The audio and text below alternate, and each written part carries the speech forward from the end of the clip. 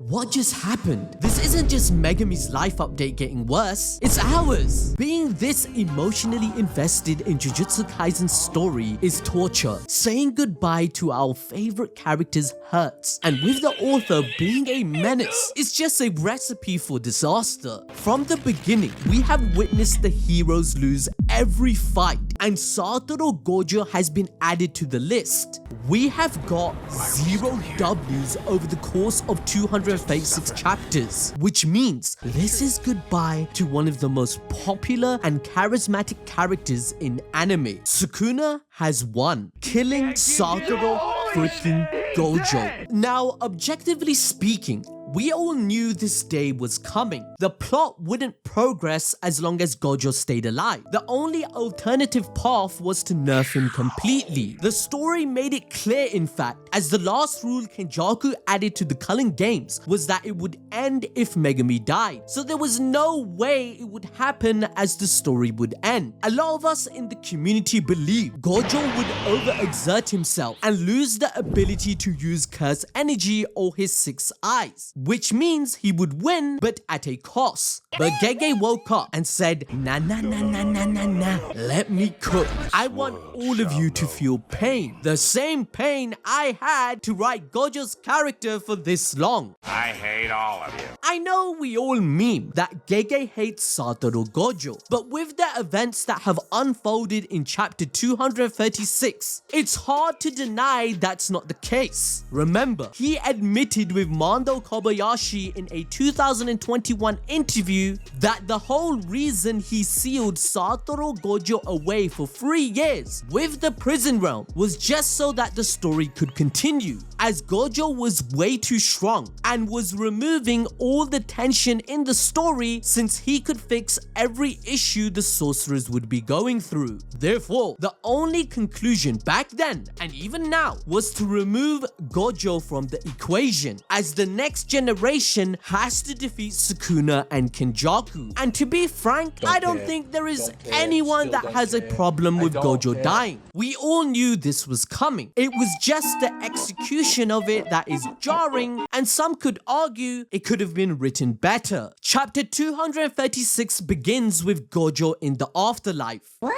Oh, you thought something was missing? Well, we all did, because Gojo's death was off screen and his character assassination has only started. We had predicted in the previous chapter that Akatami would choose this moment of exhilaration to pull one over as a gotcha moment, and that's what he did. Heck, even on our live stream, we stated Sukuna did what we all expected him to do. None of us are upset that Gojo lost. Yeah, we all expect. That's why I'm not that hurt, because I literally foresaw it coming.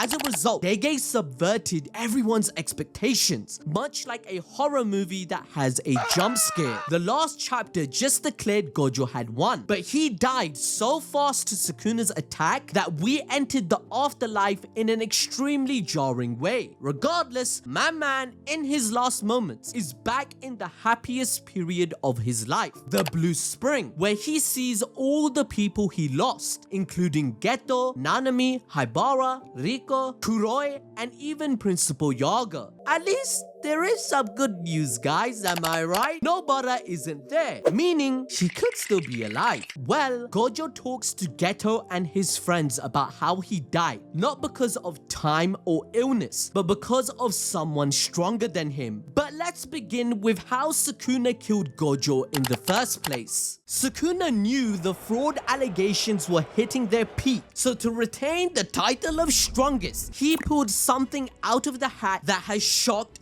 everyone, as Sukuna has received one of the biggest buffs in the whole manga to cut reality and anything in the world. Remember guys, in chapter 117, Gojo had informed Megami about their respective clan heads with the same techniques, which was in the Edo period who had killed each other. Even though Megami guessed that it was thanks to Mahoraga, it was a missing puzzle piece as to how exactly the Shikigami succeeded in doing so. After all, 15 Fingers Sukuna and even Gojo told totally messed around with it, both of them killing it twice. But what Sukuna just did explains it all. As we know from the earlier chapters, Sukuna can copy techniques like fire from Jogo in chapter 116. He also turned into a curse object, splitting his soul from copying Kinjaku's methods. And even recently, he learned reverse curse techniques to heal burnout copying Gojo. Therefore, Sukuna was biding his time to witness Mahoraga overcoming Gojo's infinity, to copy it. Earlier, when Mahoraga started doing so, it was altering the nature of its curse energy to neutralize Limitless. This is something that Sukuna himself cannot accomplish, so he needed a way to do the same in a more viable way. Hence, in chapter 234, Sukuna purposefully forces Mahoraga to use his own curse technique Cleave and adapt it to Gojo's technique. So when Mahoraga sliced off Gojo's arm, it was actually a more worrying situation than we had previously thought. Sukuna observed the adaptation and copied it, which was perfected right when the Shikigami perished, which is awfully convenient, isn't it? That's just lazy writing. But let's not be hypocritical. When Gojo made all those claims, we supported it, which is natural to do since we want heroes to win. But when Sukuna states the same, we can't dismiss it. As a result, even though Gojo bamboozled Sukuna with purple in chapter 235, which achieved victory by killing Mahoraga and attaining the winning conditions that Kusakabe declared, fate was not in his favor. Sukuna's Cleave and Dismantle surpassed Gojo's impenetrable defense. Rather than considering the target as Gojo, Mahoraga recollaborated it to be space, existence, and the whole world itself. Just look at this panel from chapter 234. The slash from Mahoraga literally created a rip in space, while Sukuna reacts in a calculating manner. Hence, he simply observed and used Mahoraga as a blueprint so he could copy to cut anything and everything in existence, which is why Limitless, which simply divides space into smaller and smaller parts, couldn't hold up against it. Now you're probably wondering, ABD, why hasn't Gojo's RCT activate when 235 mentioned that it was replenished? We literally saw Gojo tank Malevolent Shrine and all the thousands of cuts at once to keep fighting. Well, this exact technique ignores all of that, as the target is no longer Gojo, but the space he stands in. Plus, we have a theory later on in the video that Gege may be saving his RCT to revive Gojo, so stick around. But overall, it doesn't matter that Gojo stated his curse technique is overwhelmingly better, as Sukuna's new Dismantle is not blockable and is way too overpowered. We were told previously Sukuna uses Dismantle for inanimate objects, and Cleave can kill anything with one swoop. However, the next question in everyone's mind is, how can anyone beat Sukuna now unless another plot device is introduced that would lead readers to feel like it's contrived? Sukuna has an instant win condition, since he can now cut anything in the entire world. But the truth is, Sukuna's power-up was foreshadowed, as it returns us to his battle against Mahoraga. Remember when it was able to deflect his Cleave? He noted that Mahoraga could actually see it. Therefore, it's a nod to the fact that Mahoraga could see the essence of his curse technique and adapt his curse energy to be able to defend and deflect it. Although this leads me to another question as to why Gojo with the 6 eyes was not able to notice it, but Sukuna did. We were told in chapter 230 that Gojo knows Mahoraga's moves, and he deduced everything on how he survived his domain expansion. Even in 228, we witness his ability to decipher Sukuna's plan. On top of that, his 6 eyes can detect curse energy changes at an atomic level. So why didn't Gojo notice this? The man noticed Toji Fushiguro, the man that doesn't have an ounce of curse energy and was undetectable to the whole world, but why not this? The only reason I can logically think is Gege trying to highlight the difference in knowledge that Sukuna possesses, his superior understanding of techniques, just as he stated to to Jogo that cursed spirits wouldn't know about how he copied his abilities. The second reason is Gege not wanting to reveal Sukuna's trump card just yet, as we still don't know the truth about his technique. And the last one I can think of is, well, Gege wanted Gojo to die. I'm blocking you.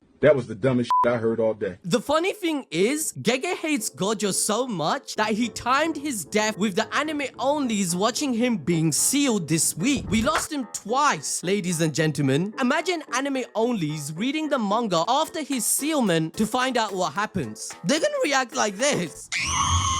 We've seen Sukuna proclaim that he will kill Gojo from the time he was humiliated in the first chapter, even stating that as soon as he gains all of his powers, he'd straight away go for Gojo's neck, which turned out to be true. But with this, Gojo is also acutely aware of his own damned fate, and there have been plenty of hints that he would die a bloody death from the very beginning. In chapter 2, Gojo admits to Yuji that sorcerers often end up with their bodies torn apart after running into curses. Furthermore, even our predictions in our weekly reviews came true, where ironically in chapter 13, Gojo in a light-hearted way spoils the ending of a movie, where an annoying heroine dies an awful death. What do people describe Gojo as? Annoying, spoiled brat, and now he's died an awful death. On top of that, Gojo himself states to Megumi in chapter 58 that no matter how many allies you have around you, you die alone. Whilst fans believe this to be a potential foreshadowing of Yuji's death, whose wish was to die surrounded by the people he loves, it might have been a premonition. Later in chapter 224, Sukuna states that Gojo is just another fish on the cutting board waiting to be sliced. So while Sukuna failed a ton of times, he did manage to slice his fish. And the nail in the coffin literally is in chapter 232. There's a halo on top of Gojo's head, along with Mei Mei's murder of crows, where the metaphor is literally interpreted as death is to come. In the end, Gojo decided he would fight Sukuna on December 24th, in honor of his late best friend Geto. Whilst Kenjaku made a taunt about how romantic this is, Gojo was dead serious about preserving Geto's death anniversary and making sure that he can remember Geto in the best way imaginable. However, this was a foreshadowing to a poetic ending to Gojo and Geto's characters, two best friends dying on the same day, leading to an interesting conversation where Gojo finds himself sitting with Geto in his final moment, similar to how in chapter 120, Nanami saw the spirit of Haibara at the verge of death. Although he expresses annoyance at Geto accompanying him in his death because he did state to his students that people die alone. However, he still starts talking frankly and opening up, hinting at something regarding Toji Fushiguro, as Gojo is now not able to tell Megumi about everything he promised, but he entrusted it to Shoko. This proceeds with Geto asking Gojo what it was like to fight Sukuna, the king of curses, and Gojo admits that he was really strong. And here's where things go downhill, as Gojo proceeds to say that Sukuna didn't even go all out. And frankly, when I read this, Pretty difficult to put into words how disgusted I am, how depressed I am. Gojo breaks down and makes the entire community question his character development, as he confides in Geto on how he would have still lost even if Sukuna didn't have the 10 shadows. Not only does this contradict the whole fight we have been witnessing, with Sukuna literally stressing out for the first time in a millennium, but also Sukuna's own explanation on how he won, where only with Maharaga's blueprint was he able to get the win conditions to defeat Gojo. Sukuna even gives Gojo the proper respect and states he will be remembered forever,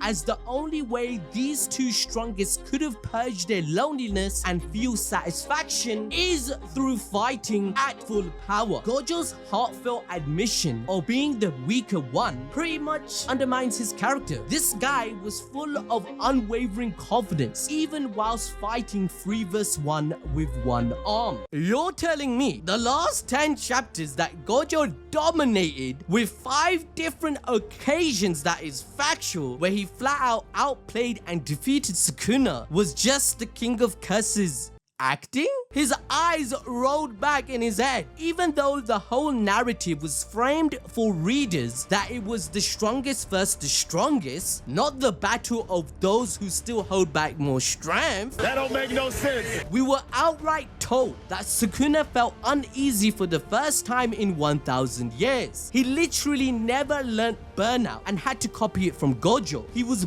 bleeding out of his eyes and lost his domain due to brain damage. He got knocked clean out by Black Flash, but Maharaga saved him on 3 different occasions during the fight. He literally was slower in the Clash of Domain expansions, casting it slower than Gojo. And now you want readers to believe that Sukuna was holding back and Gojo doesn't believe he was the strongest? Now, though we can try to see this regression of Gojo as a reflection of his selfish trait, as this version of Gojo is the opposite of what we know him to be, and it's Gege's way of humanizing his character further upon death. However, admitting someone is stronger is one thing, but outright saying he might have not won even if Sukuna didn't use Maharaga is the stem for doubt. As he told Megami, one should always envision winning instead of losing. For example, explaining the importance of striking for victory instead of blunting for safety. So this exposition really just feels out of place, going against the character we've seen for 235 chapters. In fact, this made it seem rather than Sukuna, Gojo was the fraud, and he had to lie to his students just to portray false confidence. So his retrospective analysis doesn't seem right, and now it makes Gojo seem nothing more than a boy who had to bolster a sense of ego just so he could live to the expectation of the strongest, which undermines his motive and his declaration of winning to his students. We all predicted Sukuna to win, but Gojo's perfect character conclusion should have been to pass the baton to his students, the next generation of Jujutsu that he fostered. Gojo could have easily even pinned his loss to destiny and how Yuta and Yuji had to be the ones to put an end to the old generation for good, as he achieved his goals of weakening Sukuna, where in the next chapter one of his students would elaborate further and give Gojo the benefit of doubt. Likewise, Gojo could have accepted that Sukuna did have advantage over him because of Maharaga's involvement, which evened the odds between the two strongest. Instead, he suggests Sukuna wasn't even going all out to begin with and admits Gojo isn't the strongest, which completely strips the title away from him. As Gojo continues to express his loss to Geto, well, yeah, he starts feeling sorry for Sukuna as he wasn't able to throw everything at him. He explains how it's very lonely at the top, and though he himself felt loved, he sympathizes with Sukuna and wants him to feel loved too. Yes, guys, it seems like the shippers were right all along. This is our Jujutsu Kaisen. Shut your stupid. Now, Gojo brings up an excellent metaphor that tells us that his conversation with Geto is a moment of vulnerability, which is a luxury that the strongest of sorcerers cannot afford whilst they are alive. The example Gojo gave was that of a flower blossoming, which is a double entendre where the blooming can be looked at to be admired, but the flower never asks anyone to understand it, whereas a person does. Gojo is the beacon of hope, or a force to be reckoned with for everyone around him, and it's to the point that people forget he's also a human. But it's not like Gojo could ask anyone to understand how he felt. He had been suppressing all of his emotions for years. Likewise, these flowers can also represent his students who is blossoming, but they can never understand someone like him, whereas someone like Sukuna could have, and vice versa. Gojo says the techniques that were mastered in his body, the instincts that were polished, the spur of the moment ideas and explosive power, everything he had was thrown at Sukuna. Gojo wanted to translate all of that to Sukuna and Sukuna back to him. Gojo relates back to Yorozu's feeling of the absolute strongest, the loneliness that comes with it, the one that will teach you love is him. Now, though Gojo found it fun, he felt regret that Sukuna wasn't able to completely exert himself to his fullest and become satisfied. We have been hoodwinked, bamboozled, led astray, run amok, and flat out deceived. Yeah, Now, if this isn't a character assassination, I don't know what is. It seems as if Gojo wanted to give Sukuna the love Yorozu was yapping about, but he failed to do so. This theme was portrayed to us even earlier with Ryu during his fight with Yuta. However, there is a clear difference between Gojo and Sukuna's strongest title, in which one of them was born into it and the other sought it all his life to the point of evolving beyond becoming a human. The feeling of loneliness isn't even a question for Sukuna, as seen with Yorozu, who wanted him to feel her love. Ryu even points out there's a difference between men like him and natural disasters like Sukuna, where emotions are out of the equation. However, as we move past Gojo's reunion with his dead nakamas, we eventually get to Nanami, who confirms that this whole interaction is not a dream or a hallucination, as Nanami reveals to Gojo of his own final moments where he was comforted by Haibara's spirit, as we saw in chapter 120. Nanami's final moments are obviously not possible to generate with Gojo's own memories of his friends, so the concept of the soul living in another world might go further to explain how the dead can interact with the living and how Geto's body managed to choke Kenjaku out. But Nanami not only reveals that there is life after death, but also gives the copium we all need. Satoru FREAKIN Gojo is not dead. Alright, calm down, hear me out. When questioned about his death, Nanami explained to Gojo on how there are curses that can help a person live, which is like a burden left upon the shoulder of those alive, giving them no choice but to continue, just like how Nanami did with Yuji in chapter 120. Likewise, Jujutsu also works in the same way, giving the sorcerers no choice but to fight on. Nanami then proceeds to give an analogy on the direction one can take after their death. He brings up Mei's recommendation on where to migrate. If you want to become a new version of yourself, go north. If you want to return to your old self, go south. Nanami, after he died, went south without hesitation, as even in the end, a pessimist like him still betted everything on the future. This meant leaving the world behind and relying on the next generation to handle their own problems. It also meant that as a person, he can return to a time where he was happy, back to his prime and with his friends in the next life. However, as Jujutsu Kaisen has pointed out multiple times, that Gojo is the polar opposite of Nanami, which is why he believes that Gojo outlived him. My man Haibara even makes a foul joke that Gojo outlasted Nanami just by a margin.